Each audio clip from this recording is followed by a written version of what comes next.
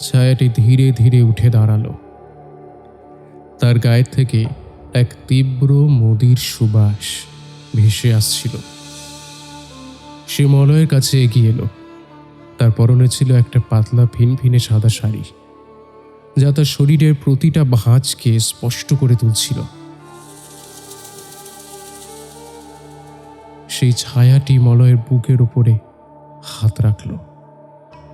সেই স্পর্শে কোনো শীতলতা ছিল না, বরং ছিল এক তপ্ত আগুনের আঁচ।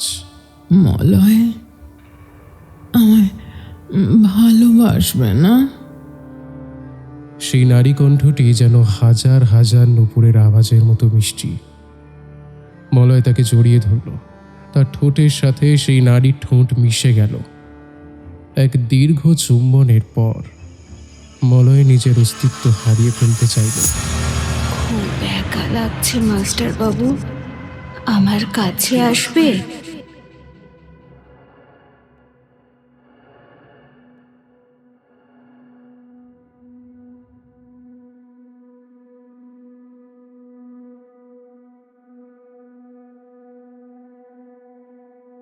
1967 সাল। পুরুলিয়ার আকাশে তখন কালবৈশাখীর ঘনঘটা। বাতাসের শোঁ শোঁ শব্দে মনে হচ্ছিল ঝোপঝাড়ের আড়ালে বুঝি কোনো এক প্রেতাত্মা অট্টহাসি হাসছে। বেগুনকোদর রেলওয়ে স্টেশনের কোয়ার্টারে সেদিন প্রদীপ জ্বলছিল টিমটিম করে। তৎকালীন স্টেশন মাস্টার অবিনাশবাবু আর তার স্ত্রী সুলেখার মধ্যে শরীরী উত্তাপের এক তীব্র মুহূর্ত তৈরি হয়েছিল।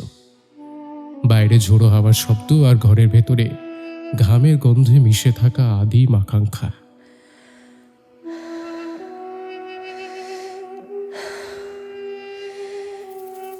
সবই যেন এক লহমায় স্তব্ধ হয়ে গেল একটা তীক্ষ্ণ আর্তনাদে।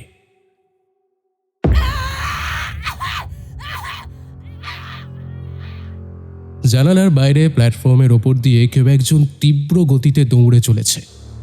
অবিনাশবাবু কোনো মতে গায়ে চাদর জড়িয়ে বাইরে বেরিয়ে এলেন। টর্চের আলো ফেলতেই দেখলেন রেল লাইনের মাঝখানে দাঁড়িয়ে এক যুবতী, পরনে ধপধপে সাদা শাড়ি, কিন্তু বৃষ্টির জলে ভেজা সেই শাড়ি শরীরের সাথে লেপ্টে থাকলেও তার মধ্যে কোনো মানবিক উষ্ণতা ছিল না। মেয়েটি নাচছিল।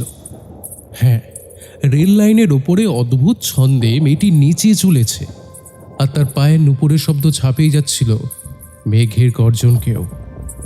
অবিনাশবাবু চিৎকার করে উঠলেন, কে ওখানে? মেয়েটি ঘুরে তাকালো। টর্চের আলোয় অবিনাশবাবু যা দেখলেন তাতে তার শির দ্বারা দিয়ে একটা হিম শীতল স্রোত বয়ে গেল। মেয়েটির কোনো মুখ নেই, শুধু এক তাল মাংসের পিণ্ড আর দুটো জ্বলন্ত গর্ত।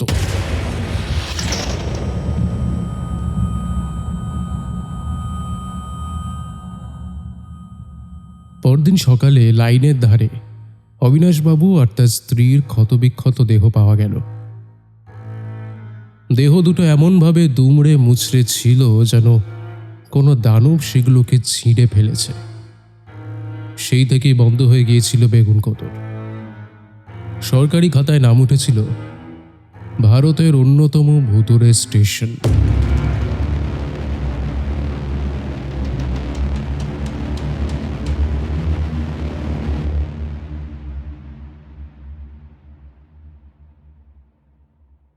বর্তমান সময়।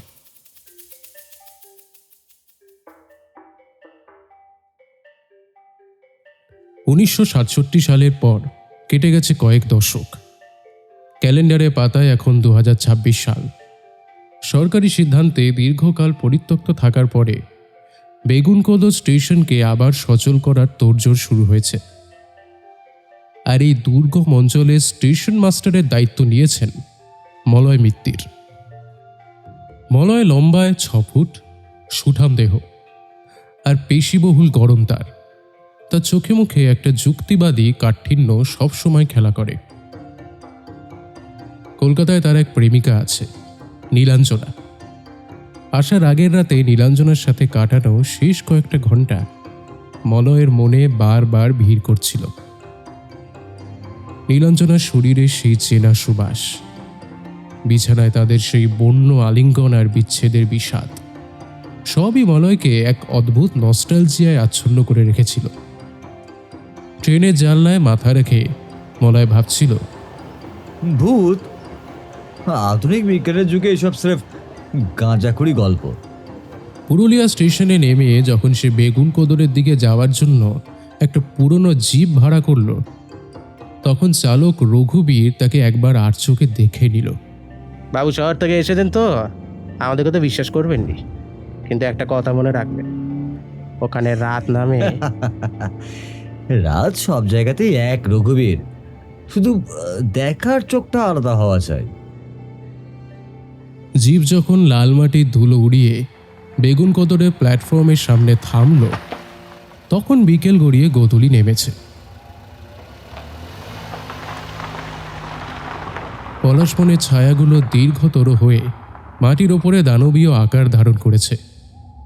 স্টেশনের পুরনো বিল্ডিংটা শ্যাওলায় ঢাকা, ছাদের এক কোণ ভেঙে পড়েছে। ঠিক পাশেই একটা বিশাল শিরীষ গাছ দাঁড়িয়ে আছে, তার চেহারা অনেকটা কঙ্কালের মতো। সামনেই একটা ছোট চায়ের দোকান। দোকানদার সনাতন এক দৃষ্টে মলয়ের দিকে তাকিয়েছিল। মলয় এগিয়ে গিয়ে বলল, এই সনাতন, এক কাপ চা দাও তো। আর শোনো, এই স্টেশনের চাবিটা কি তোমার কাছেই আছে? সনাতন কাঁপা কাঁপা হাতে চা ঢালতে ঢালতে বলল, চাবি আছে বাবু, কিন্তু আজ রাতটা স্টেশনে না থাকলেই তো পারতেন। আমার বাড়িতে ছোট ঘর আছে, সেখানে না হয়। আহা, কেন সনাতন, স্টেশনে থাকতে ভয়ই বা পাবো কেন? সনাতন এদিক ওদিক একবার তাকিয়ে ফিসফিস করে বলে, সন্ধ্যা হওয়ার পর ওই সাদা শাড়ি পরা মেয়ে ছেলেটা ফিরে বাবু, ওই একা কাউকে থাকতে দেয় না। গত 50 বছরেও ওর তৃষ্ণা মেটেনি। মলয় চা শেষ করে পকেট থেকে একটা সিগারেট বের করে ধরালো, ধোঁয়া ছেড়ে বলল, তৃষ্ণা মেটানোর জন্য তো আমি আছি সনাতন, দেখি আজ রাতে সে আসে কিনা। চাবি নিয়ে মলয় কোয়ার্টারের দিকে রওনা হলো। কোয়ার্টারটা স্টেশনের একেবারে গা ঘেঁষে, ধুলো আর মাকড়সার জালে ভর্তি ঘরটা কোনো মতে পরিষ্কার করে সে নিজের জিনিসপত্র রাখল। ট্রেনের ক্লান্তিতে শরীরটা ভেঙে আসছিল। সে ভাবল একটু ফ্রেশ হওয়া দরকার।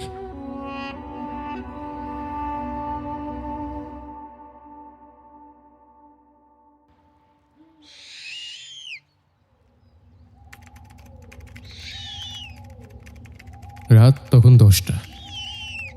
চারিদিক ঘুটঘুটে অন্ধকার। দূরে কোথাও একটা হুতুম পেঁচা ডাকছে।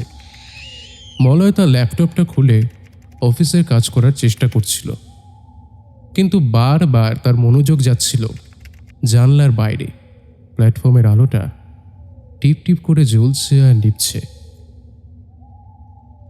হঠাৎই একটা শব্দ মলয়ের কানে এলো, ঝমঝম করে শব্দ। নুপুরের শব্দ কি? মলয় কান খাড়া করে রইল। শব্দটা বেশ দূর থেকে আসছে, কিন্তু ক্রমশ যেন এগিয়ে আসছে কোয়ার্টারের দিকে। মলয় নিজে মনেই হাসল। মনের ভুল, হয়তো বাতাসেরই শব্দ হবে। সে রাতে আর কিছু ঘটল না, কিন্তু পরদিন সকালে মলয় যখন স্টেশনের পুরনো লগবুকটা খুলল, তার রক্ত হিম হয়ে গেল। লগবুকটার শেষ পাতায় যেখানে অবিনাশবাবুর নাম ছিল, সেখানে লাল কালিতে বড় বড় করে লেখা, এখান থেকে কেউ ফিরে যায় না।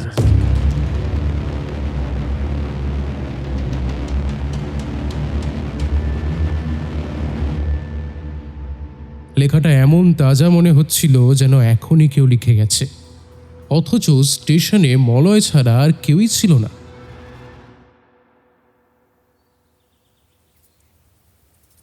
দুপুরে মলয় যখন প্ল্যাটফর্ম পরিদর্শনে বেরোলো, সে দেখল যে রেল লাইনের ওপরে এক টুকরো সাদা কাপড় পড়ে আছে। কাপড়টা হাতে নিয়েই মলয় এক তীব্র আষ্টে গন্ধ পেল, পচা গন্ধ। মনে হলো কাপড়টা যেন রক্তে ভেজা ছিল অনেক আগে, এখন শুকিয়ে কাঠ হয়ে গেছে। সেদিন বিকালে চায়ের দোকানে আবারও সনাতনের সঙ্গে দেখা হয়ে গেল মলয়ের।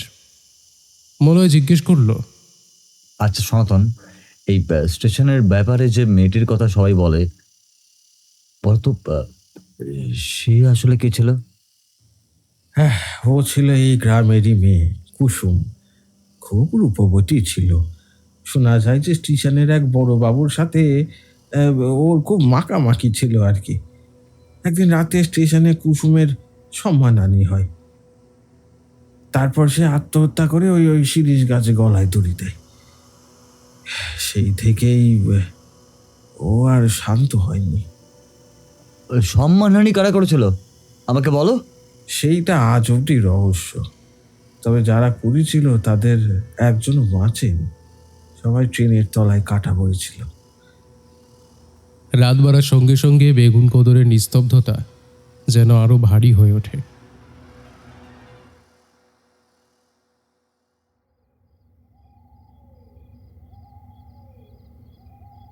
দ্বিতীয় রাতে মলয় তার বিছানায় শুয়েছিল। তার ঘরে নীলাঞ্জনার একটা বড় বাঁধানো ছবি ছিল। হঠাৎই মলয়ের মনে হলো ছবির নীলাঞ্জনা যেন তার দিকে তাকিয়ে হাসছে।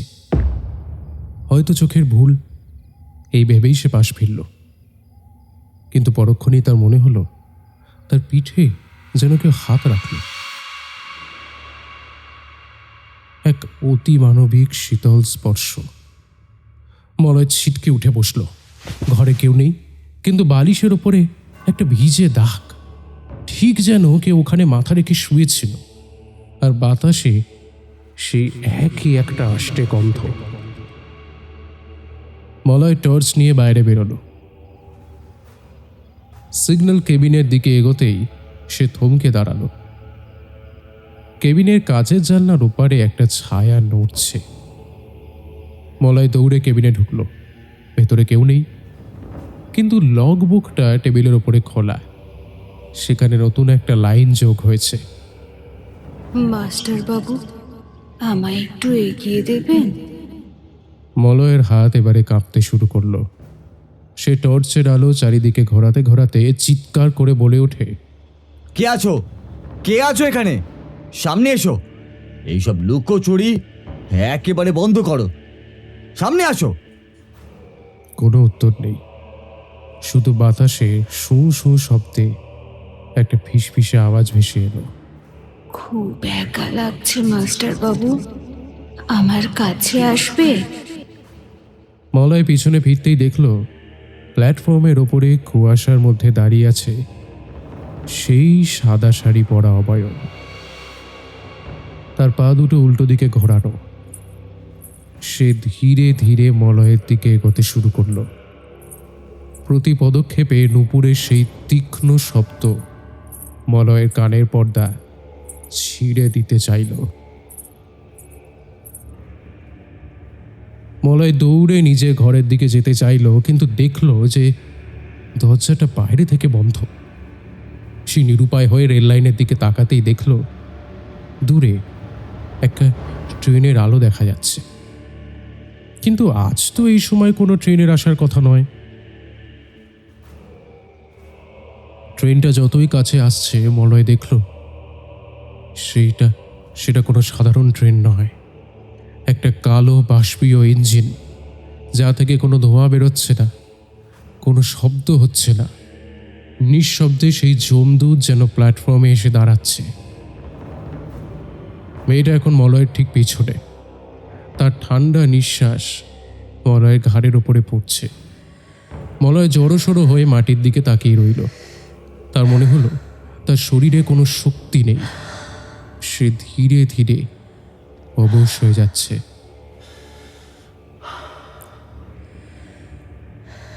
মেয়েটির হাত মলয়ের কাঁধ স্পর্শ করল। মলয় আর চোখে দেখল সেই হাতের নখগুলো ইঞ্চি তিনেক লম্বা আর কালচে। মেয়েটি ফিসফিস করে বলল, চলো মাস্টার বাবু, আমাদের ট্রেন চলে এসেছে। মলয় নিজের অজান্তেই রেল লাইনের দিকে এক পা বাড়ালো। তার যুক্তিবাদী মস্তিষ্ক তখন কাজ করা একেবারেই বন্ধ করে দিয়েছে। সে যেন এক অদ্ভুত সম্মোহনে আচ্ছন্ন। ট্রেনের কামরাগুলোর দরজা নিজে থেকেই খুলে গেল। ভেতরে কোনো আলো নেই, শুধু এক জমাট বাঁধা অন্ধকার। ঠিক সেই মুহূর্তেই স্টেশনের ওই পুরনো শিরিষ গাছ থেকে একটা বড় ডাল ভেঙে পড়ল লাইনের উপরে।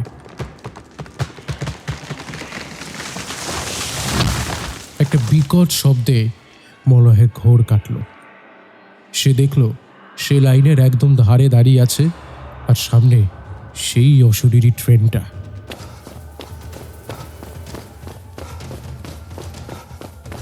মলয় মরণোপণ শক্তিতে এক ঝটকায় নিজেকে ছাড়িয়ে উল্টো দিকে দৌড়তে শুরু করলো। পিছনে তখন সেই নারী মূর্তির কর্কশ আর্তনাদ শোনা যাচ্ছে। মলয় দৌড়াতে দৌড়াতে একবার পিছনে ফিরে দেখল মেয়েটি আর একা নেই। ট্রেনের কামরাগুলো থেকে আরো শত শত ছায়ামূর্তি বেরিয়ে আসছে, আর সবারই লক্ষ্য একটা, মলয় মৃত্যুর।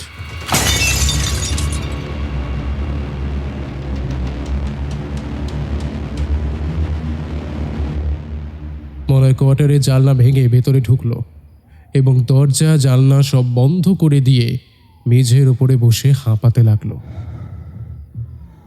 তার সারা শরীর ঘামে ভিজে গেছে। সে অনুভব করলো যে তার হাতের তালুতে প্রচণ্ড জ্বালা করছে। টর্চের আলোয় সে দেখল তার হাতে 5টা গভীর নখের দাগ, যা থেকে কালচে রক্ত বেরোচ্ছে।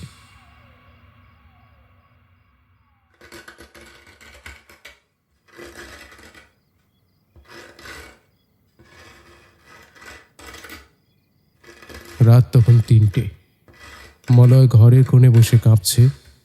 বাইরে তখন ক্রমাগত কেউ দরজা আঁচড়াচ্ছে আর সমানে ডেকে চলেছে। মাস্টার বাবু, দরজাটা খুলুন, বাইরে খুব শীত। ভোরের আলো ফোটার আগে পর্যন্ত মলয় আর চোখ মেলতে পারেনি, কিন্তু সে জানত এটা তো মাত্র শুরু। বেগুন কোদরের আসল রহস্য আর তার সাথে মলয়ের এই মরণোপণ লড়াইয়ে আরও অনেক অধ্যায় বাকি। এই স্টেশনে যৌবন আর মৃত্যু যেন একই সুতোয় গাঁথা।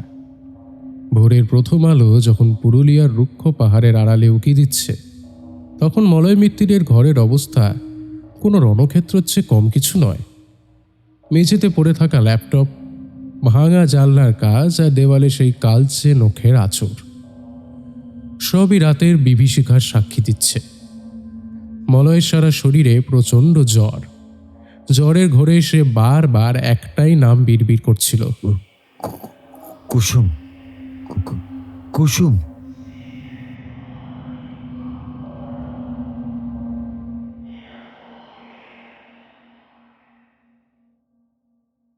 সকাল 8টা নাগাদ চায়ের দোকানে সনাতন এসে দরজায় ধাক্কা দিতেই মলয়ের তন্দ্রাটা ভাঙল। কোনো মতে উঠে দরজা খুলতেই সনাতন আর্তনাদ করে ওঠে। এই কি অবস্থা আপনার মাস্টার বাবু? এই এই হাতে হাতে ওটা কিসের দাগ?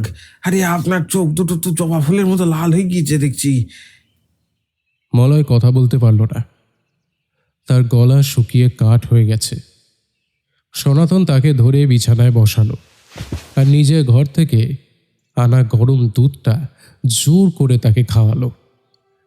কিছুক্ষণ পরে মলয়ের যখন হুঁশ ফিরল, সে ধীরে ধীরে বলল, সনাতন, কাল রাতে ওই ট্রেনটা, ওই কালো ইঞ্জিনটা কি তুমি দেখেছ? আমি তো আগেই বলেছিলাম বাবু, রাত নামলে ওই স্টেশনে মানুষ আর মানুষ থাকেনি। ওই ট্রেনটার নাম হচ্ছে যমদূত এক্সপ্রেস। ওটা কোনো জল কয়লা ট্রেন নয়, ওটা অভিশপ্ত আত্মাদের বাহন। ওটা ওই অভিশপ্ত আত্মাদের বাহন। কিন্তু কিন্তু আপনি বেঁচে ফিরলেন কি করে? মলয় তার পকেটে থাকা কুল দেবতার সেই পুরনো ছবিটা দেখালো। জানি না সনাতন, হয়তো এটা ছিল বলেই আজ আপনার সাথে কথা বলছি।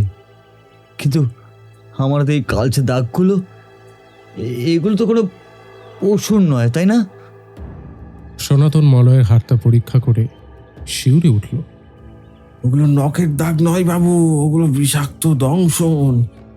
ওই মেয়ে ছেলেটার ছোঁয়া যেইখানে লাগে সেইখান থেকে রক্ত কালচে হয়ে পচতে শুরু করে দেয়। আপনাকে এখনই সদর হাসপাতালে যেতে হবে বাবু, এখনই যেতে হবে। না, এখন একদমই নয়, হাসপাতালে পরে যাব। আগে আমি জানতে চাই এই কুসুমের সাথে আসলে কি হয়েছিল। তুমি কাল রাতে বলেছিলে না তার সম্মানহানি হয়েছিল? কারা ছিল তার পেছনে? আমাকে বলো, সমস্তটা খুলে বলো আমাকে। এখন এইসব কথা থাক বাবু, আগে আপনি সুস্থ হন, সুস্থ হন। দুপুর নাগাদ মলয় একটু সুস্থ বোধ করল। তার যুক্তিবাদী মন আবার মাথাচাড়া দিয়ে উঠল। সে ভাবল হয়তো কোনো বিষাক্ত পোকা তাকে কামড়েছে আর তার মস্তিষ্ক ক্লান্তির কারণে হ্যালুসিনেট করেছে। নিজের মনকে শান্ত করার জন্য সে নীলাঞ্জনাকে ফোন করল। ফোনের ওপার থেকে নীলাঞ্জনার মিষ্টি গলাটা ভেসে এলো। হ্যালো মলয়, কেমন আছো?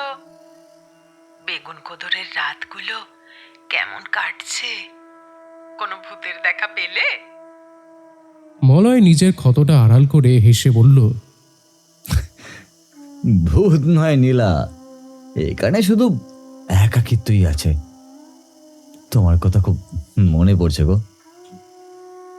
শুধু মনে পড়ছে নাকি শরীরটাও খুঁজছে? আমাদের সেই শেষ রাতের কথা মনে আছে তো? তোমার সেই বন্য আলিঙ্গন। নীলাঞ্জনার কথায় মলয়ের শরীরে একটা শিহরণ খেলে গেল।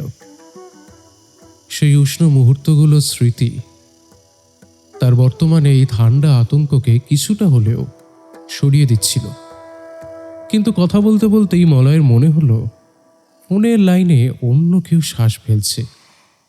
একটা ভারী শীতল নিঃশ্বাসের শব্দ।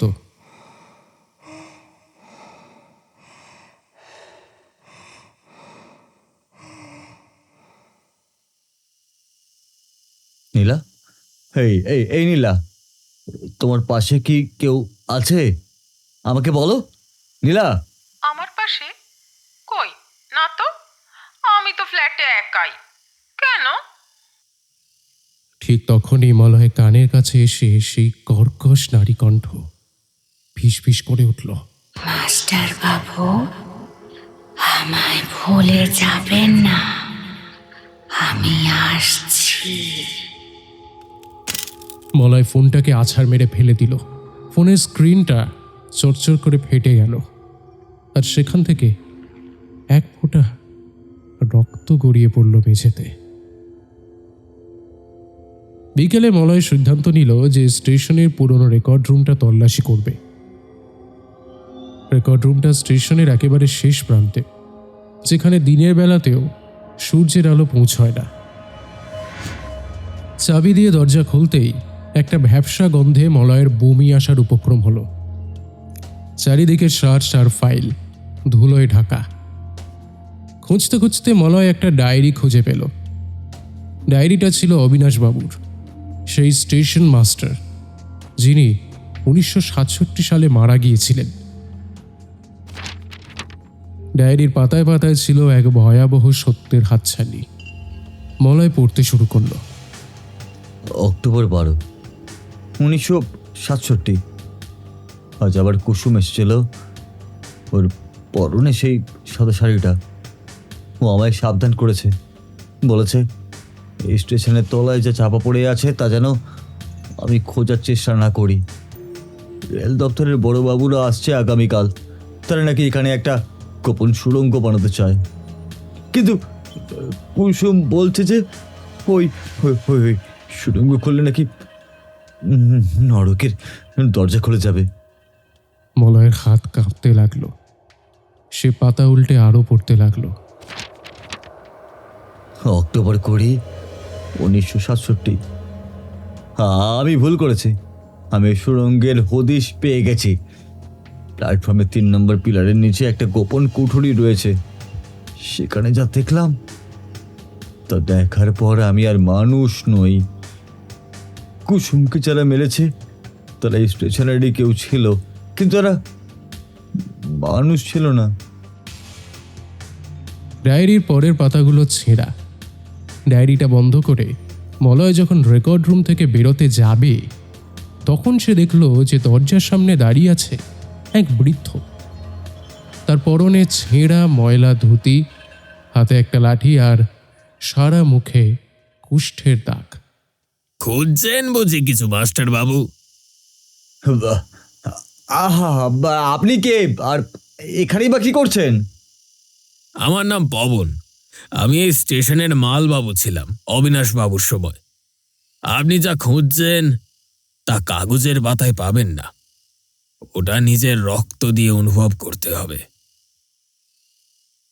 অবিনাশ বাবুর সাথে কি হয়েছিল পবন কাকা? আর কুসুমের সাথেই বা কি হয়েছিল? কুসুম ছিল এক ডাকিনী। ও কোনো সাধারণ মেয়ে ছিল না। ওকে এই স্টেশনে বলি দেওয়া হয়েছিল এক তান্ত্রিক আচারের জন্য। যারা বলি দিয়েছিল তারা ভেবেছিল অমর হবে, কিন্তু তারা সবাই মরল। আর এখন কুসুমের পালা।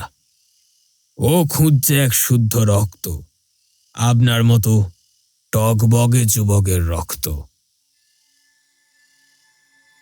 পবন লাঠিতে ভর দিয়ে ধীরে ধীরে অন্ধকারের মধ্যে মিলিয়ে গেল।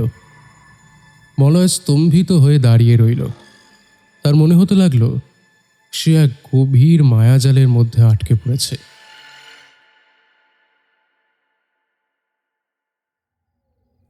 রাত তখন 11টা। আজ অমাবস্যার আগের রাত।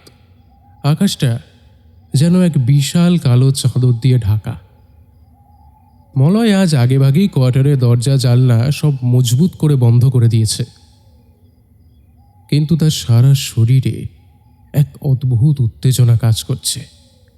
এক আদিম যৌন আকাঙ্ক্ষা আর চরম ভয়ের অদ্ভুত এক সংমিশ্রণ। বিছানায় গা এলিয়ে দিতেই তার মনে হলো ঘরটা ধীরে ধীরে ঠান্ডা হয়ে আসছে। জানলার কাচের ওপরে বাষ্প জমছে, আর সেই বাষ্পের ওপরে কেউ যেন আঙুল দিয়ে লিখছে, কুসুম আসছে, আসছে কুসুম। মলয় টর্চটা হাতে নিল, কিন্তু সেটা আর জ্বলল না। হঠাৎই ঘরের মাঝখানে একটা নীল আলো জ্বলে উঠল। মলয় দেখল বিছানার পাশে এক ছায়া বসে আছে। তার অবয়ব অবিকল নীলাঞ্জনার মতো। নীলা, তুমি এখানে কিভাবে? ছায়াটি ধীরে ধীরে উঠে দাঁড়ালো। তার গায়ের থেকে এক তীব্র মদির সুবাস ভেসে আসছিল। সে মলয়ের কাছে এগিয়ে এলো। তার পরনে ছিল একটা পাতলা ফিনফিনে সাদা শাড়ি, যা তার শরীরের প্রতিটা ভাঁজকে স্পষ্ট করে তুলছিল। মলয় মোহচ্ছন্ন হয়ে পড়ল। সেই ছায়াটি মলয়ের বুকের উপরে হাত রাখল। সেই স্পর্শে কোনো শীতলতা ছিল না, বরং ছিল এক তপ্ত আগুনের আঁচ। মলয় আমায় ভালোবাসবে না? সেই নারী কণ্ঠটি যেন হাজার হাজার নুপুরের আওয়াজের মতো মিষ্টি। মলয় তাকে জড়িয়ে ধরল। তার ঠোঁটের সাথে সেই নারীর ঠোঁট মিশে গেল। এক দীর্ঘ চুম্বনের পর মলয় নিজের অস্তিত্ব হারিয়ে ফেলতে চাইল, কিন্তু ঠিক সেই মুহূর্তে মলয়ের মনে হলো তার ঠোঁটে কোনো মাংসের স্পর্শ নেই, বরং এক এক খণ্ড বরফে যেন তার মুখ ছিঁড়ে নিচ্ছে। মলয় চোখ খুলে চিৎকার করে উঠল। সে দেখল সে নীলাঞ্জনাকে নয়, বরং সেই কঙ্কালসার বিভৎস নারী মূর্তিকে জড়িয়ে ধরে আছে। তার মুখটা ঝলসানো, আর সেই জ্বলন্ত গর্ত থেকে পুঁজ বেরোচ্ছে। মেয়েটি তার লম্বা জিভ বের করে মলয়ের গলাটা চাটতে শুরু করেছে।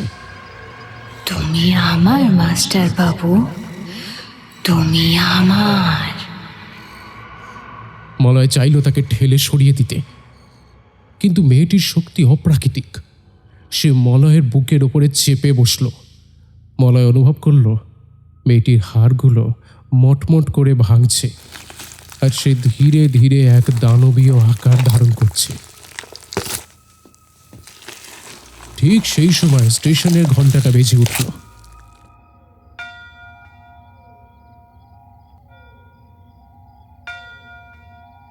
মেয়েটি হঠাৎই মলয়কে ছেড়ে দিয়ে জানলার দিকে তাকালো। তার মুখে তখন এক অদ্ভুত ভয়। সে জানলা দিয়ে বাইরে ঝাঁপ দিল আর বাতাসের সাথে সঙ্গে সঙ্গে মিলিয়ে গেল। মলয় হাঁপাতে হাঁপাতে উঠে দাঁড়ালো। সে দেখল প্ল্যাটফর্মে সেই কালো ইঞ্জিনটা আবার এসে দাঁড়িয়েছে, আর ইঞ্জিনের ভেতর থেকে কেউ একজন টর্চের আলো ফেলছে মলয়ের জানলার উপরে। সেই আলোতে মলয় দেখল পবন কাকা ট্রেনের সিঁড়িতে দাঁড়িয়ে হাতছানি দিচ্ছে। মাস্টার বাবু, সময় হয়ে এলো, সুড়ঙ্গটা খুলছে। মলয় তার টর্চটা আবারও জ্বালানোর চেষ্টা করল। এবারে সেটা হঠাৎই জ্বলে উঠল। সেই টর্চের আলোয় সে দেখল তার বিছানার চাদরে চাপ চাপ রক্ত পড়ে আছে, আর সেই রক্তের মাঝে পড়ে আছে একটা ছোট্ট রূপোর নুপুর। মলয় নুপুরটা হাতে নিল। নুপুরটা থেকে তখনও একটা আষ্টে পচা গন্ধ আসছিল।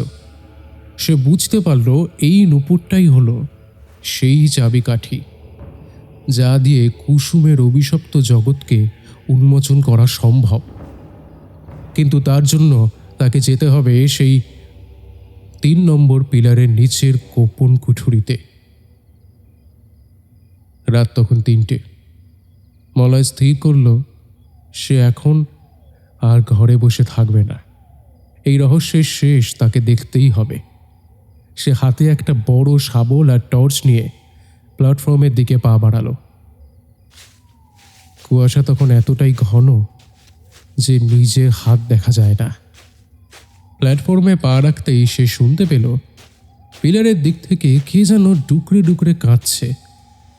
আমায় উদ্ধার করো মাস্টার বাবু, ওরা আমায় ছাড়ছে না।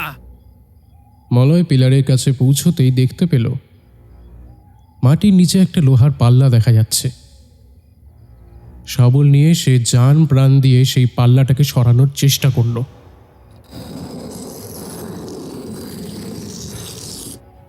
অনেক কষ্টে পাল্লাটা সরতেই নিচ থেকে এক গরম ভ্যাপসা বাতাস উঠে এলো।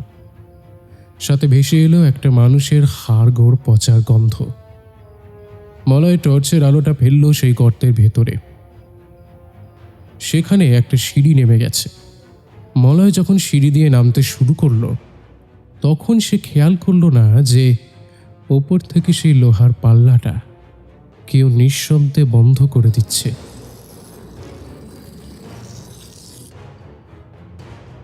অন্ধকার কুঠুরির ভেতরে মলয় এখন একা।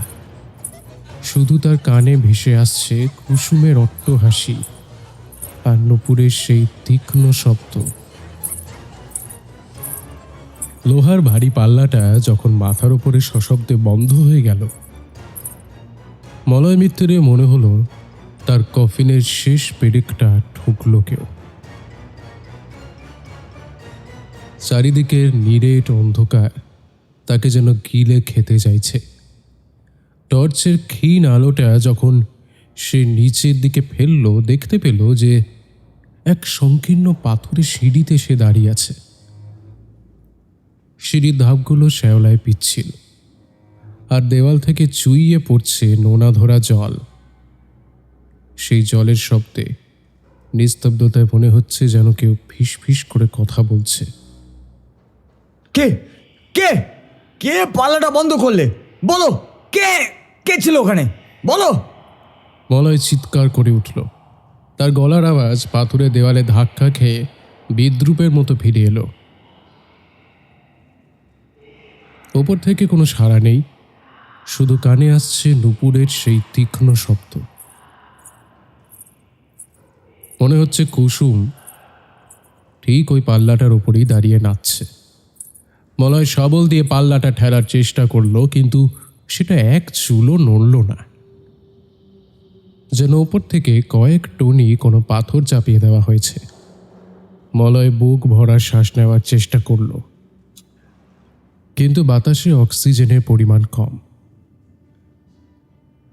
এক পচা মাংসের গন্ধ তীব্রতর হচ্ছে একটু একটু করে। সে ভাবল, এখানে আটকে থাকলে মৃত্যু নিশ্চিত।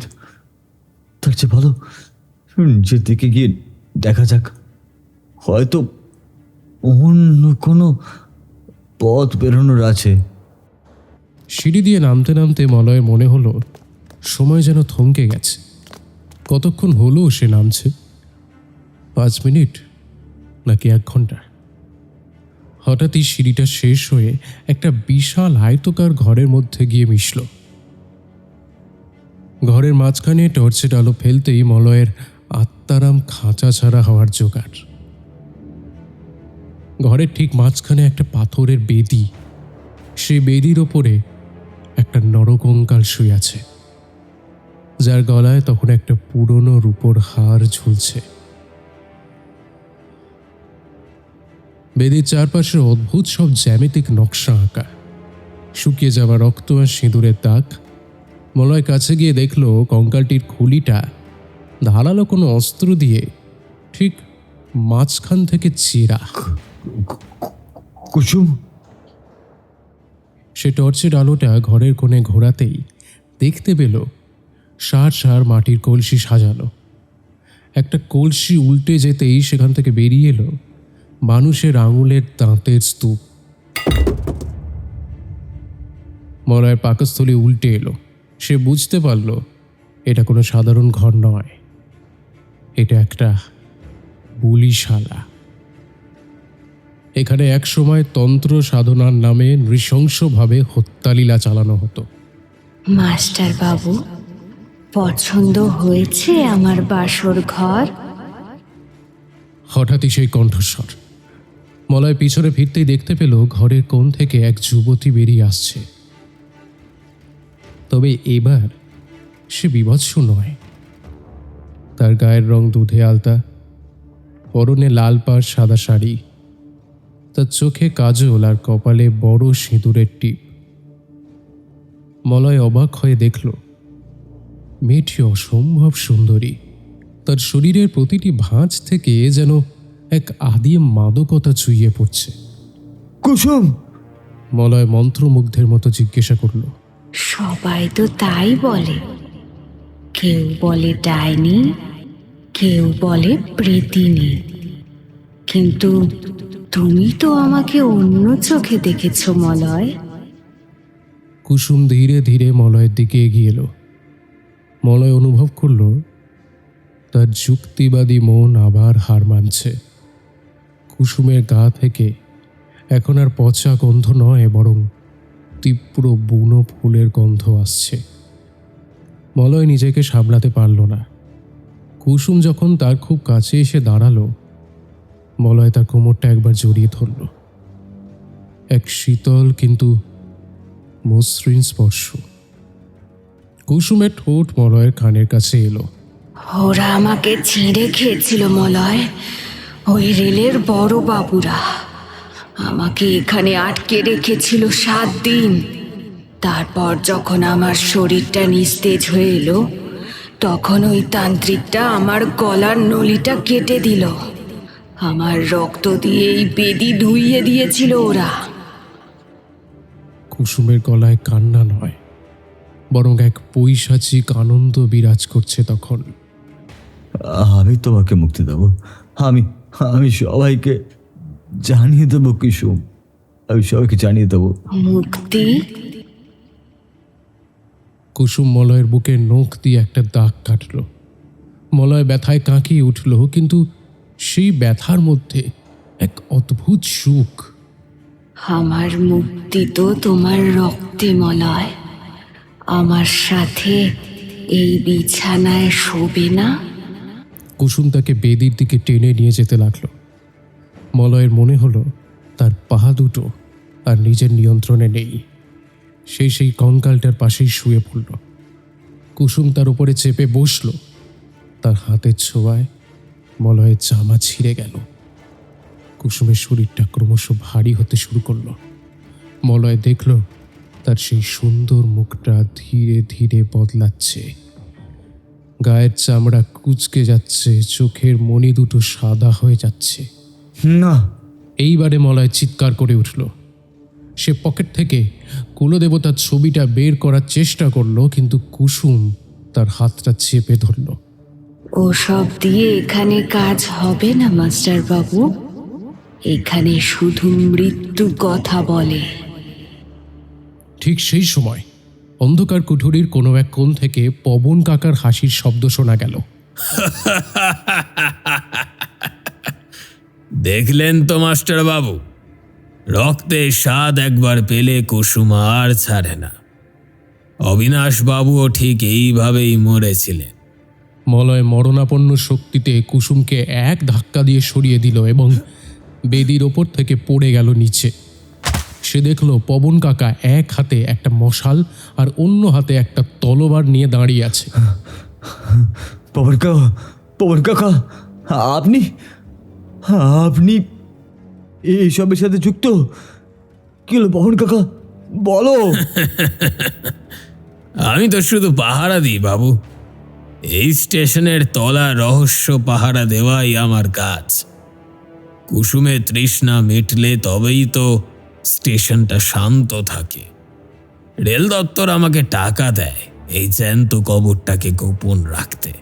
মলয় বুঝতে পারল বেগুনকোদর স্টেশন বন্ধ হওয়ার আসল কারণটা কোনো ভূত নয়, বরং এক বিরাট দুর্নীতি আর অপরাধ চাকা ঢাকা দেওয়ার চেষ্টা। কুসুমকে ব্যবহার করা হচ্ছে ভয় দেখানোর অস্ত্র হিসাবে, কিন্তু কুসুম এখন নিয়ন্ত্রণের বাইরে।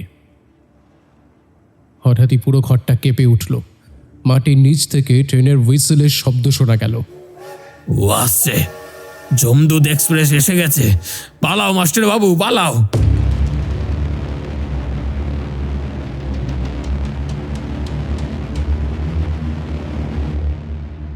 কুসুম তখন মেঝের ওপর দিয়ে সাপের মতো এঁকে বেঁকে মলয়ের দিকে আসছিল। তার মুখটা এখন সেই ঝলসানো বিভৎস রূপ নিয়েছে। পবন কাকা মশালের আগুনটা কুসুমের দিকে ছুঁড়ে মারল। কুসুম আর্তনাদ করে পিছিয়ে গেল এবং সেই সুযোগে পবন কাকা দেওয়ালের এক জায়গা থেকে একটা গুপ্ত হাতল ঘুরিয়ে দিল। একটা পাথর সরে গিয়ে ছোট্ট একটা সুড়ঙ্গ পথ বেরিয়ে এলো। এই পথে সোজা যান, এটা শ্মশানের দিকে বেরোবে, আর ফিরবেন না। মলয় আর এক মুহূর্ত দেরি করল না। সেই সুড়ঙ্গের ভেতরে ঢুকে পড়ল। পেছন থেকে শুনতে পেল কুসুম আর পবন কাকার ধস্তাধস্তির শব্দ, তারপরে একটা বিকট বিস্ফোরণের আওয়াজ।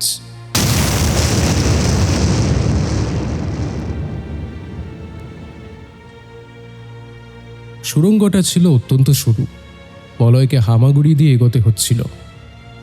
কতক্ষণ সে এভাবে চলল তার কোনো হিসেব নেই। হঠাৎই তার মাথায় কিছু একটা শক্ত জিনিসের ধাক্কা লাগলো। সে উপরের দিকে ধাক্কা দিতেই একটা পাথরের স্ল্যাব সরে গেল।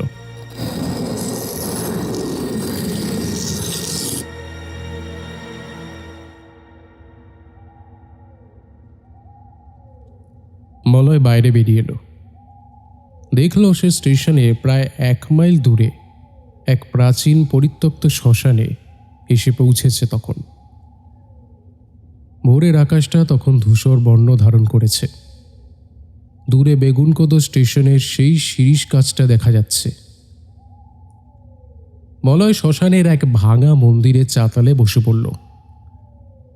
তার সারা শরীর কাদায় মাখা, রক্তে ভেজা। সে তার হাতের দিকে তাকালো একবার। সেখানে কুসুমের দেওয়া নখের দাগটা এখন কালচে নয়, বরং নীল রং ধারণ করছে। আর তার গলায় ঝুলে আছে সেই রূপোর হারটা, যেটা সে কখন বেদির ওপর থেকে নিয়ে এসেছে সে নিজেই জানে না। হঠাৎই মলয়ের নজরে পড়ল শ্মশানের এক কোণে একটা নতুন চিতা সাজানো হচ্ছে। ডোমেরা কাজ করছে। মলয় এগিয়ে গিয়ে জিজ্ঞাসা করল, কার কার মরার পড়ানো হবে? একজন ডোম মলয়ের দিকে শূন্য দৃষ্টিতে তাকিয়ে বলল, স্টেশন মাস্টার বাবু, কাল রাতে স্টেশনে আগুন লেগেছিল বাবু। এই কোয়ার্টারের ভেতর থেকে পোড়া লাশ উদ্ধার হয়েছে। মলয়ের মাথায় যেন আকাশ ভেঙে পড়ল। কি বলছেনটা কি আপনি? আমি তো স্টেশন মাস্টার, আমি আমি তো বেঁচে আছি। ডোমটা একটা কর্কশ হাসি হাসল। আপনি কে তা জানি নে বাবু, তবে যার লাশ এসেছে তার পকেটে এই ছবিটা ছিল। ডোমটি একটা পুড়ে যাওয়ার ছবি বের করলো। ছবিটা নীলাঞ্জনার, আর ছবির পেছনে মলয়ের হাতের লেখা, তোমারই মলয়। মলয় নিজের শরীরের দিকে তাকালো। ভোরের আলো এসে দেখল তার ছায়া মাটিতে পড়ছে না। সে আর্তনাদ করে উঠতে চাইল, কিন্তু তার গলা দিয়ে কোনো শব্দ বেরোলো না। সে কি তবে সত্যিই মারা গেছে, নাকি এটা কুসুমের কোনো একটা নতুন মায়াজাল? সে হঠাৎই স্টেশনের দিকে তাকাতেই দেখতে পেল প্ল্যাটফর্মে একটা ট্রেন এসে দাঁড়িয়েছে। সেই কালো বাষ্পীয় ইঞ্জিন। ট্রেনের গার্ড হাত নেড়ে তাকে ডাকছে। মলয় দেখল ট্রেনের জানলায় বসে আছে পবন কাকা, অবিনাশবাবু আর নীলাঞ্জনা। তারা সবাই তাকে হাতছানি দিয়ে ডাকছে। এসো মলয়, আমাদের যাত্রা শুরু হতে চলেছে। নীলাঞ্জনার গলাটা হাওয়ায় ভেসে এলো। শ্মশানের আগুনের লেলিহান শিখা যখন আকাশের দিকে ধেয়ে যাচ্ছিল, মলয় মিত্তি তখন নিজের দু হাতের দিকে তাকিয়ে পাথরের মতো নিশ্চল হয়ে দাঁড়িয়েছিল। ডোমেরা যখন হরিণা মাউড়ে একটা চাদর ঢাকা শরীর চিতার ওপরে তুলল, মলয় দেখল সেই মরদেহের ঝুলে থাকা হাতটার কবজির কাছে একই রকম একটা জন্মদাগ, যা তার নিজের হাতেও আছে। না না না না, এটা হতে পারে না, এটা কোনো মতেই হতে পারে না, না। মলয় চিৎকার করে উঠল, কিন্তু তার কণ্ঠস্বর শ্মশানের নিস্তব্ধতাকে বিন্দুমাত্র বিঘ্নিত করল না। পাশে দাঁড়িয়ে থাকা ডোমটি বিড়ি ধরাতে ধরাতে আপন মনেই বলল, আরে জোয়ান ছেলেটারে আগুনে পুড়ে কয়লা হয়ে গেল। সরকারি চাকরিতে এসে সানটাকে খোয়ালো সোড়াটা। মলয় ওই ডোমটির একদম সামনে গিয়ে দাঁড়ালো। তার মুখটা ডোমের মুখের খুব কাছে নিয়ে গিয়ে চিৎকার করে উঠল, আমি আমি এখানে, আমি বেঁচে আছি। তাকাও, তাকাও না আমার দিকে, তাকাও। কিন্তু ডোমটি মলয়ের শরীরের ভেতর দিয়ে হেঁটে চলে গেল, যেন মলয় কোনো ঘন কুয়াশা বা বায়বীয় কিছু। মলয় দেখল চিতার আগুন জ্বলছে, কিন্তু তার শরীরে কোনো উত্তাপ লাগছে না। সে মাটির দিকে তাকালো। সূর্য উঠছে, কিন্তু মাটিতে মলয়ের কোনো ছায়া নেই। তার মনে পড়ল পবন কাকার সেই পৈশাচিক হাসিটা। ওটা নিজের রক্ত দিয়ে অনুভব করতে হবে। মলয় পাগলের মতো দৌড়াতে শুরু করলো। শ্মশানের লাল মাটি তার পায়ের তলায় ধুলো ওড়াচ্ছে না। সে বুঝতে পারল যে ও মৃত্যুর ওপারের কোনো এক লিম্ব বা অন্তর্বর্তী জগতে আটকে পড়েছে।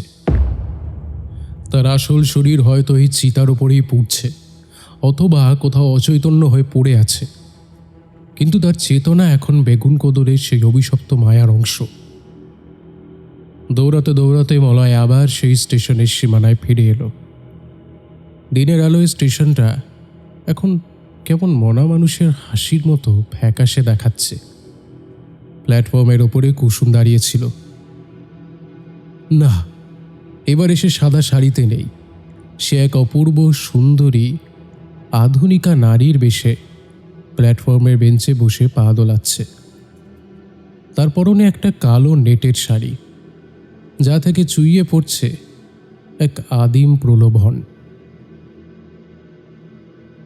মলয় ধীর পায়ে কুসুমের কাছে গিয়ে দাঁড়ালো। কুসুম হেসে বলল, ফিরে এলে মাস্টার বাবু।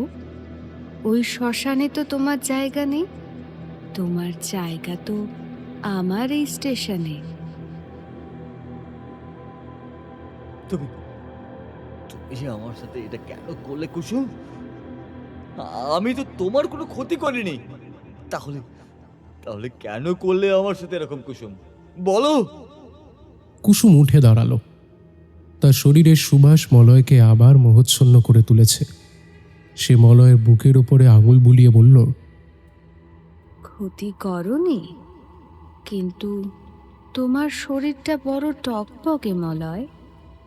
জানো, 1967 সালে যখন ওই তান্ত্রিক আমার শরীরটা চিরেছিল, তখন আমার খুব ঠান্ডা লাগছিল। আমার দরকার ছিল উষ্ণতা।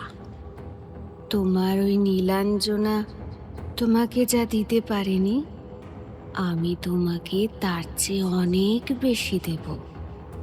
তুমি কি জানো না, মৃতদের কামুকতা জীবিতদের চেয়ে অনেক বেশি তীব্র?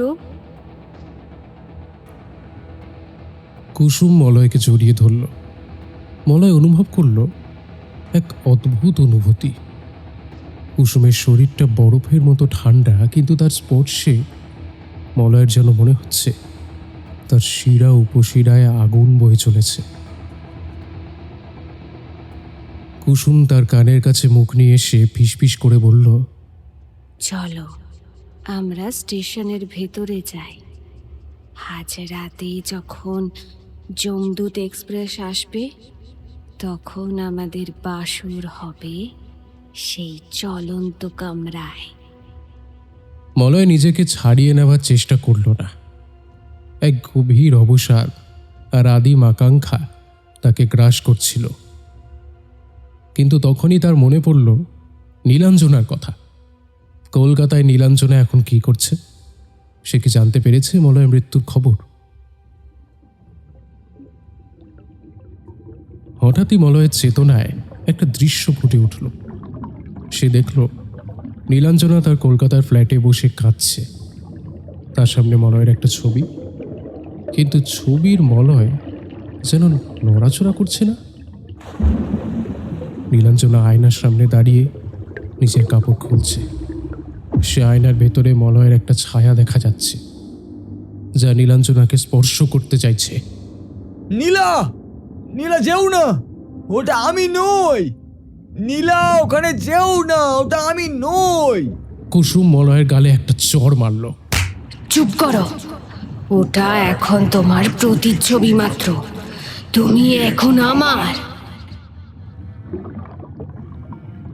সাজবেলা নামার আগেই মলয় স্টেশনে সেই রেকর্ড রুমে আবার ঢুকল। এবার আর চাবির দরকার পড়ল না। সে দেওয়াল ভেদ করেই ভেতরে ঢুকে পড়ল। সেখানে সে দেখল যে পবন কাকা বসে আছে, কিন্তু পবন কাকার চেহারা এখন একেবারে বদলে গেছে। সে এখন জরাজীর্ণ বৃদ্ধ নয়, বরং এক মাঝবয়সী সুপুরুষ। বসুন মলয়বাবু, আপনি ভাবছেন আপনি মারা গেছেন, তাই তো? আসলে আপনি মারা যাননি, আপনার ছায়া চুরি করেছে কুসুম। তান্ত্রিক মতে একে বলা হয় ছায়া বলি। আপনার ছায়াটা এখন ওই ট্রেনের কামরায় বন্দি, আর আপনার শরীরটা সেটা এখন শ্মশানে নয়, বরং স্টেশনের 3 নম্বর পিলারের নিচের সেই কুঠুরিতে রাখা আছে। শ্মশানে যা পুড়ছে তা হলো এক জ্যান্ত কাকতালীয় ভ্রম। তার মানে আমি আমি এখনো বেঁচে ফিরতে পারি? পারেন, কিন্তু তার জন্য আপনাকে একটা ভয়ঙ্কর কাজ করতে হবে। আজ রাত 12টার সময় যখন ট্রেনটা আসবে, আপনাকে সেই ট্রেনের ইঞ্জিনে উঠতে হবে। ইঞ্জিনের ভেতরে একটি পাত্রে আপনার ছায়া রাখা আছে। ওটা যদি আপনি নিজের শরীরের সাথে আবার মেলাতে পারেন, তবেই আপনি মানুষ হিসেবে ফিরে যাবেন। কিন্তু মনে রাখবেন, ট্রেনের যাত্রীরা কেউ আপনাকে ছাড়বে না। তারা সবাই ওই স্টেশনের বলি হওয়া আত্মা। আপনি আপনি আমাকে সাহায্য করছেন কেন পবন কাকা? বলুন তো, কেনই বা আপনি আমাকে সাহায্য করছেন? আমিও একদিন আপনার মতোই যুবক ছিলাম। কুসুমের মায়ায় পড়ে আমি আমার সব হারিয়েছি। এখন আমি এই ট্রেনের গার্ড। আমি চাই না আর কেউ এই নরকে পৌঁছুক। কিন্তু সাবধান মলয়বাবু, ট্রেনের ভেতর কুসুম তার চরমতম মোহিনী রূপ নিয়ে আপনার সামনে আসবে। যদি একবার ওর ফাঁদে পা দেন, তবে চিরকালের জন্য ওই ট্রেনের কয়লা হয়ে যাবেন।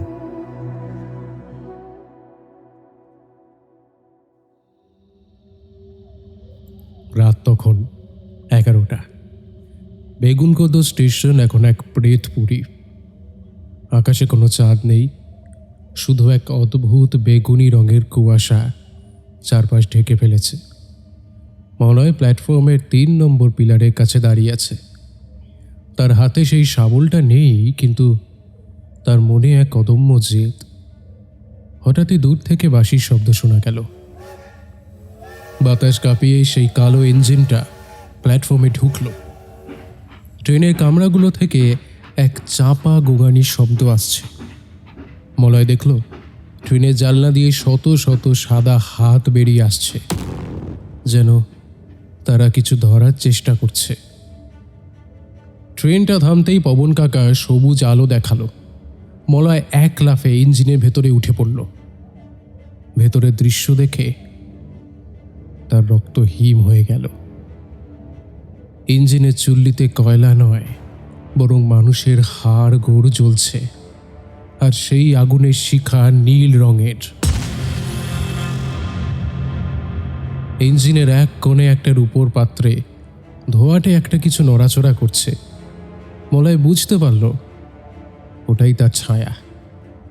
সে পাত্রটার দিকে এগোতেই পেছন থেকে একজোড়া হাত তাকে জাপটে ধরল। মলয় ঘুরে দেখল কুসুম। এবারে সে সম্পূর্ণ নগ্ন। তার শরীর থেকে এক তীব্র হিল হিল করা তেজ বেরোচ্ছে। তার চোখ দুটো এখন আর গর্ত নয়, বরং আগুনের গোলার মতো জ্বলছে। যাবে না মলয়, আজ রাতে আমরা এক হব। এই ট্রেনের প্রতিটি কামরা আমাদের মিলনের সাক্ষী থাকবে। সে মলয়কে মেঝের ওপরে শুইয়ে দিল। মলয় অনুভব করল কুসুমের নখগুলো তার চামড়া ছিঁড়ে ভেতরে ঢুকে যাচ্ছে। অসহ্য যন্ত্রণা আর এক বন্য উত্তেজনা মলয়কে দিশেহারা করে দিল। কুসুম তার ঠোঁটে কামড় বসিয়েছে, আর মলয়ের মুখ রক্তে ভরে গেল। সেই রক্ত পান করতে করতে কুসুম এক পৈশাচিক আনন্দ পেল। মলয়, তোমার রক্ত খুব মিষ্টি, দাও, আরো দাও। মলয় প্রায় জ্ঞান হারাতে যাচ্ছিল। ঠিক তখনই তার পকেটে রাখা সেই রূপোর নুপুরটার কথা মনে পড়ল। সে অতি কষ্টে হাত বাড়িয়ে নুপুরটাকে বের করল এবং কুসুমের কপালে ওটা চেপে ধরল।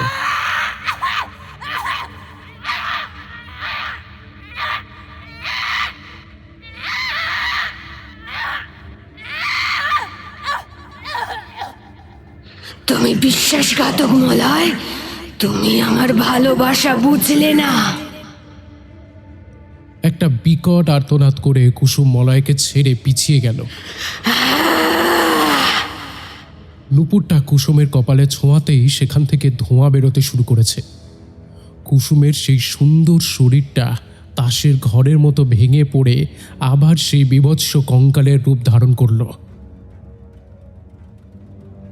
মলয় সেই সুযোগে রূপোর পাত্রটা তুলে নিল এবং সজোরে নিজের গায়ের উপরে আছাড় মারল। একটা তীব্র বৈদ্যুতিক ঝটকার মতো অনুভূতি মলয়ের সারা শরীরে ছড়িয়ে পড়ল। সে দেখতে পেল প্ল্যাটফর্মের আলোয় তার ছায়া আবার ফিরে এসেছে। কিন্তু বিপদ তো এখনো কাটেনি। ইঞ্জিনের চুল্লি থেকে শত শত হাত মলয়কে টেনে আগুনের দিকে নিয়ে যেতে চাইছে। পবন কাকা চিৎকার করে উঠল, ঝাঁপ দিন মলয়বাবু, ট্রেন স্টেশনের সীমানা ছাড়ানোর আগেই ঝাঁপ দিন। মলয় ইঞ্জিনের দরজা দিয়ে বাইরের অন্ধকারের দিকে তাকিয়ে এক মরণাপন্ন লাফ দিল। বাতাসে তখন এক অশরীরী হাহাকার ভেসে আসছিল। মলয় যখন মাটিতে পড়ল তখন তার মনে হলো তার হাড় গোড় সব ভেঙে চুরমার হয়ে গেছে। সে জ্ঞান হারানোর আগে দেখতে পেল ট্রেনটা একটা বিশাল গর্তের ভেতরে ঢুকে যাচ্ছে, আর মাটির তলা থেকে হাজার হাজার মানুষের কান্নার আওয়াজ ভেসে আসছে।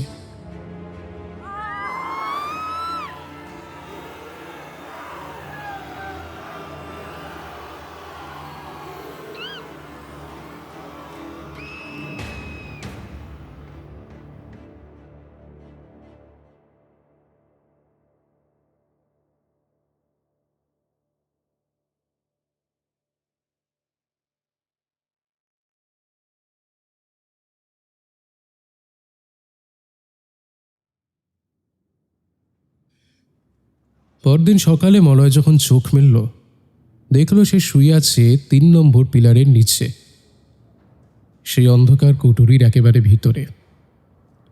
তার সামনে রাখা আছে কুসুমের কঙ্কালটা, কিন্তু কঙ্কালটার হাতে এখন আর কোনো নুপুর নেই, বরং মলয়ের হাতের সেই নখের দাগগুলো কঙ্কালটার হাড়ের ওপরে ফুটে উঠেছে।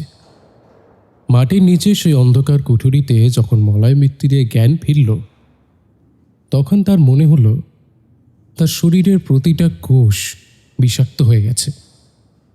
কুসুমের কঙ্কালের পাশে শুয়ে থাকা অবস্থায় তার নাকে এলো একটা তীব্র রাসায়নিক গন্ধ, অনেকটা সালফার আর ইথারের সংমিশ্রণের মতো। মলয় টালমাটাল অবস্থায় উঠে দাঁড়ালো। টর্চের আলোটা যখন পিলারের দেওয়ালে ফেলল, তখন তার যুক্তিবাদী মস্তিষ্ক হঠাৎই সজাগ হয়ে উঠল। দেওয়ালের এক কোণে সে দেখল একটা আধুনিক অক্সিজেন সিলিন্ডার আর কিছু সিরিঞ্জ পড়ে আছে। এইসব এইসব এখানে কি করছে? কি করছে এখানে এসব?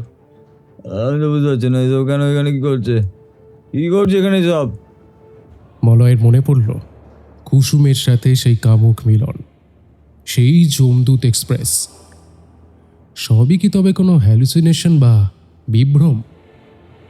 কিন্তু তার হাতে সেই নখের দাগটা আর সে নীল রক্ত। মলয় কুসুমের কঙ্কালটাকে খুব কাছে গিয়ে পরীক্ষা করতে শুরু করলো। সে দেখল কঙ্কালটার বুকের হাড়ের খাঁচার ভেতরে একটা ইলেকট্রনিক চিপ বসানো আছে। চিপটা থেকে একটা খুব সূক্ষ্ম তার মাটির নিচে চলে গেছে। এইবার মলয় বুঝতে পারল যে এই কঙ্কালটাকে নিশ্চয়ই কোনো রিমোট কন্ট্রোল মেকানিজম দিয়ে নাড়াচাড়া করানো হয়। তার মানে কুসুম কোনো হত্যা নয়, সবটাই সাজানো। মলয়ের মনে এক তীব্র ক্রোধ জন্ম নিল। সে সেই তার অনুসরণ করে কুঠুরির এক গোপন দরজা খুঁজে পেল। দরজাটা ঠেলতেই মলয় এক অত্যাধুনিক ল্যাবরেটরি ঘরের মধ্যে ঢুকে পড়ল। সেখানে সার মনিটর, কম্পিউটার আর কিছু অদ্ভুত যন্ত্র সাজানো আছে।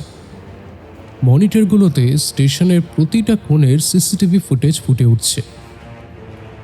মলয় স্তম্ভিত হয়ে গেল। একটা স্ক্রিনে তার নিজের কোয়ার্টারের ভেতরটা দেখা যাচ্ছে, যেখানে তিনি গত কয়েক রাত কাটিয়েছেন। স্বাগতম মাস্টার বাবু। আপনি ভাবছিলেন আপনি পরলোকের যাত্রা করছেন, তাই না? পিছন থেকে এক গম্ভীর কণ্ঠস্বর ভেসে এলো। মলয় ঘুরে দেখল সেখানে দাঁড়িয়ে আছেন স্বয়ং স্টেশনের সেই বৃদ্ধ পবন কাকা, কিন্তু তার পরনে এখন আর সেই ছেঁড়া ধুতিটা নেই, বরং তিনি একটা দামি স্যুট পরে আছেন। তার হাতের লাঠিটার বদলে এখন একটা রিভলভার। পবন কাকা, পবন কাকা, আপনি আপনি আসলে কে? কে আপনি? আমার আসল নাম ডক্টর PK ব্যানার্জি। আমি একজন নিউরোসাইকোলজিস্ট। আর এই বেগুনকোতো স্টেশন, এটা কোনো ভুতুরে স্টেশন নয় মলয়বাবু। এটা একটা লিভিং ল্যাবরেটরি। এখানে আমরা মানুষের ভয়ের ওপর গবেষণা করি। গবেষণা? 100 মানুষের প্রাণ নিয়ে আপনি কি গবেষণা করছেন বলুন তো? শুনুন মলয়বাবু, পবন কাকা চেয়ারে বসে পা দোলাতে দোলাতে বলতে শুরু করলেন। 1967 সালে কুসুমের মৃত্যুটা সত্যি ছিল। সে আত্মহত্যা করেনি। তাকে এই স্টেশনের সেই সময় পদস্থ অধিকারিকরা মিলে গণধর্ষণ করেছিল। কুসুমের সেই হাহাকার আর গ্রামের মানুষের অন্ধবিশ্বাসকে কাজে লাগিয়ে আমরা একটা প্রকল্প শুরু করি, প্রজেক্ট ফেয়ার। আমরা এখানে এক ধরনের নিউরোটক্সিন গ্যাস ব্যবহার করি, যা মানুষের স্নায়ুতন্ত্রে ঢুকে অবিকল সেই হ্যালুসিনেশন তৈরি করে, যা সে অবচেতনে ভয় পায়। আপনি যুক্তিবাদী ছিলেন, তাই আপনাকে একটু বেশি ডোজ দিতে হয়েছে। আর ওই ট্রেনটা, ওই জমদূত এক্সপ্রেস? পবন কাকা একটা বোতাম টিপলেন। দেওয়ালে একটা প্রজেক্টর চালু হলো। ওটা একটা হলোগ্রাম প্রজেকশন আর সাউন্ড সিস্টেমের কারসাজি। আর ওই যে পচা গন্ধ, ওটা সিনথেটিক ক্যাডাভারিন। আমরা চেয়েছিলাম এমন একটা ভয়ের পরিবেশ তৈরি করতে যাতে কেউ এই স্টেশনের ধারে কাছে না আসে, কারণ এই স্টেশনের নিচ দিয়ে চলে গেছে এশিয়ার বৃহত্তম অবৈধ ইউরেনিয়াম পাচারের রাস্তা। ভূত থাকলে কেউ তল্লাশি করতে আসবে না। এটাই ছিল মূল চাল। মলয় যেন নিজের কানকে বিশ্বাস করতে পারছে না। তার মানে নীলাঞ্জনা, তাকে কেন এই খেলায় টানলেন? নীলাঞ্জনা আমাদের এই প্রজেক্টের একজন অংশীদার মলয়। আপনার প্রেমিকা আসলে একজন কর্পোরেট স্পাই। সে আপনাকে এখানে পাঠাতে বাধ্য করেছে যাতে আপনার উপর আমাদের নতুন সেক্সুয়াল হরর টক্সিনটা পরীক্ষা করা যায়। আপনি যখন কুসুমের সাথে মিলনে মত্ত ছিলেন, তখন আপনার মস্তিষ্ক যে ডোপামিন বা অ্যাড্রেনালিন ক্ষরণ করছিল, তা আমাদের গবেষণার এক নতুন দিগন্ত খুলে দিয়েছে। মলয় অনুভব করল তার পৃথিবীটা ভেঙে চুরমার হয়ে যাচ্ছে। নীলাঞ্জনা, তার দীর্ঘদিনের প্রেম, তার বিশ্বাস, সবই কি তবে মিথ্যে? কে বিশ্বাস হচ্ছে না? পবন কাকা ফোনটা বের করে একটা ভিডিও চালালেন। ভিডিওতে দেখা যাচ্ছে নীলাঞ্জনা একটা বিলাসবহুল হোটেলের ঘরে পবন কাকার সাথে বসে হাসাহাসি করছে। নীলাঞ্জনা বলছে, মলয় তো বেশ মজার গিনিপিগ। ও তো কুসুমকে সত্যি ভেবেই জাপটে ধরেছিল। মলয়ের চোখে এবার জল এলো এক আগ্নেয়গিরির মতো রাগ। সে হঠাৎই ল্যাবের একটা ভারী অক্সিজেন সিলিন্ডার তুলে নিয়ে পবন কাকার দিকে ছুঁড়ে মারল। পবন কাকা সরে গেলেও সিলিন্ডারটা গিয়ে লাগলো কম্পিউটার সার্ভারে। একটা বিকট শব্দে সার্ভারটা ফেটে গেল আর শর্ট সার্কিটে আগুন লেগে গেল পুরো ঘরে। পাগল হয়ে গেছেন মলয়বাবু, আপনি এখান থেকে বেরোতে পারবেন না। পবন কাকা রিভলভারটা তাক করলেন, কিন্তু মলয় তখন উন্মাদ। তিনি কুসুমের সেই নুপুরটা, যা তিনি কুঠুরি থেকে কুড়িয়ে এনেছিলেন, সেইটা পবন কাকার চোখের ভেতরে গেঁথে দিলেন। পবন কাকা যন্ত্রণায় আর্তনাদ করে উঠল। রিভলভারে গুলি চলল, কিন্তু তা মলয়ের কান ঘেঁষে বেরিয়ে গেল। মলয় ল্যাব থেকে বেরিয়ে সুড়ঙ্গ পথ দিয়ে দৌড়াতে শুরু করলো। তার পিছনে ল্যাবটা দাউ দাউ করে জ্বলছে, কিন্তু সে যখন সুড়ঙ্গের শেষ মাথায় পৌঁছলো, দেখল যে সেখানে দাঁড়িয়ে আছে নীলাঞ্জনা, হাতে একটা সিরিঞ্জ। মলয়, শান্ত হও, সব ঠিক হয়ে যাবে। তুমি জাস্ট একটা ডিলিউশনের মধ্যে আছো। নীলাঞ্জনার গলায় সেই চেনা মিষ্টতা, কিন্তু চোখের দৃষ্টি পাথরের মতো ঠান্ডা। মলয় নীলাঞ্জনার খুব কাছে গিয়ে দাঁড়ালো। তুমি জানো নীলা, কুসুম তোমাকে একটা কথা বলতে বলেছে। কি কথা? মলয় নীলাঞ্জনার গলাটা টিপে ধরল। তার হাতের জোর এখন অতি মানবীয়। কুসুম বলেছে সে নরকে একা থাকা খুব কষ্টের, তাই ও একজন সঙ্গিনী চায়। নীলাঞ্জনা ছটফট করতে করতে নীল হয়ে এলো। মলয় তাকে ধাক্কা দিয়ে সেই জ্বলন্ত সুড়ঙ্গের ভেতরে ফেলে দিল। কুসুম বলেছে সে নরকে একা থাকা খুব কষ্টের, তাই ও নীলাঞ্জনার একজন আর্তনাদ বেগুন মনকে কোদরের নিচায়। রাতের আকাশকে বিদীর্ণ করে দিল। মলয় স্টেশনের প্ল্যাটফর্মে উঠে এলো। দেখল আকাশটা এখন বেশ পরিষ্কার, কোনো কুয়াশা নেই, কোনো অদ্ভুত আলো নেই। স্টেশনের কোয়ার্টারটা পুড়ে ছাই হয়ে গেছে।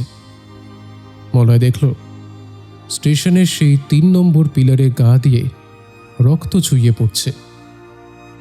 ল্যাবে আগুন লাগার ফলে মাটির তলায় লুকোনো সেই ইউরেনিয়াম আর রাসায়নিকের ড্রামগুলো ফাটতে শুরু করেছে।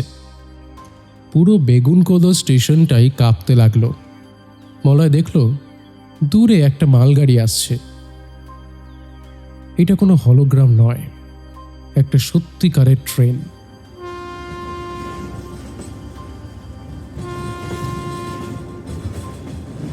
মলয় লাইনের উপরে গিয়ে দাঁড়ালো। তার মনে হলো এই ধরাধামে তার আর কোনো কাজ নেই। তার যৌবন, তার প্রেম, তার যুক্তি সবই এই বেগুনকোদর নামে শ্মশানে শেষ হয়ে গেছে। ঠিক সেই মুহূর্তে মলয় দেখতে পেল লাইনের ধারে সেই সরিষ গাছের নিচে কুসুম দাঁড়িয়ে আছে। এবারে সে কোনো কঙ্কাল নয়, কোনো ল্যাবের প্রজেকশন নয়, সে এক কিশোরী মেয়ে যার চোখে জল। সে মলয়কে হাত নেড়ে মানা করছে। সে বলছে, পালাও মলয়, এই অভিশাপ থেকে তুমি অন্তত মুক্তি পাও। মলয় থমকে দাঁড়ালো। সে বুঝল বিজ্ঞানের আড়ালে অপরাধ থাকলেও কুসুমের সেই অতৃপ্ত আত্মা আজও সুবিচারের আশায় এই প্রান্তরে ঘুরে বেড়ায়। পবন কাকার ল্যাব তাকে ব্যবহার করেছে মাত্র, কিন্তু কুসুমের হাহাকার ছিল বাস্তব। মলয় নিজের শরীরের সর্বশক্তি দিয়ে স্টেশনের সীমানার দিকে দৌড়াতে শুরু করলো। তার পিছনে পুরো স্টেশনটা একটা বিশাল বিস্ফোরণে ধসে পড়ল।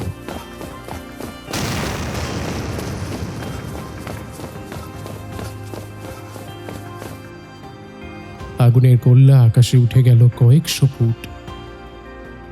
পরদিন সকালে উদ্ধারকারী দল যখন বেগুনকোদরে পৌঁছল, তারা দেখল যে সেখানে কোনো স্টেশনের অস্তিত্ব নেই, শুধু এক বিশাল গর্ত আর ছাই। তারা কোনো দেহ খুঁজে পেল না, না মলয়, না মলয় মিত্তিরের, না পবন কাকার, না নীলাঞ্জনার। রেল দপ্তরের রিপোর্ট লেখা হলো, মিথেন গ্যাসের বিস্ফোরণে পরিত্যক্ত স্টেশনটি সম্পূর্ণ ধ্বংস হয়ে গেছে।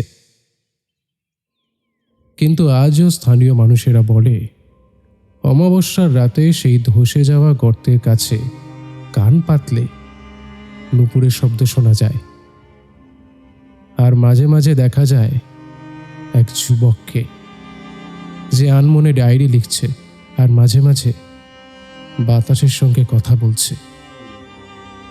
মলয় মিত্তির কি বেঁচে ফিরেছেন, নাকি তিনিও হয়ে গেছেন সেই লোকগাথার একটা অংশ?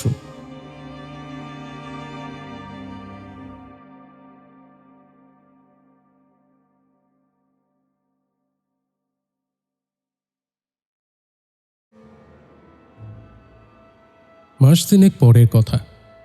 কলকাতার এক নামী পাবলিকেশন হাউসে একটা পাণ্ডুলিপি এসেছে, ডাক চোখে।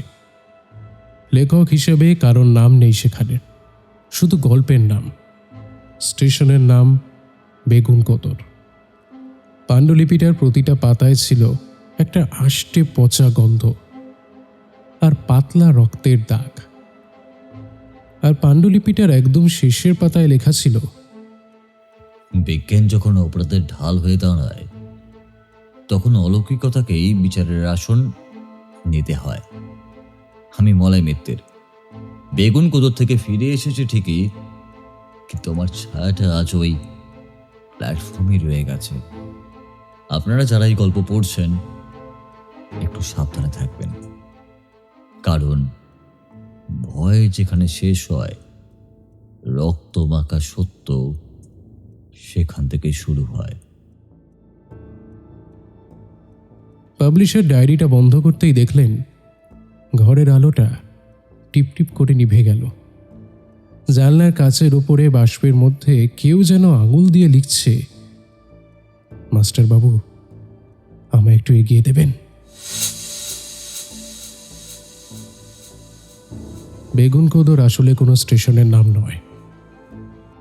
বেগুনকোদর হলো আমাদের অবচেতনের সেই অন্ধকার কুঠুরি, যেখানে আমরা আমাদের পাপ আর ভয়গুলোকে কবর দিয়ে রাখি।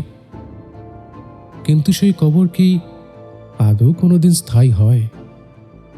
হয়তো হয়, আবার হয়তো হয় না। সত্যিটা যে আজও সকলের অজানাই রয়েছে, কিন্তু রহস্য হয়ে থাকাই ভালো। সব রহস্যের পিছনে লুকিয়ে থাকা কারণগুলোকে সবসময় জানতে নেই।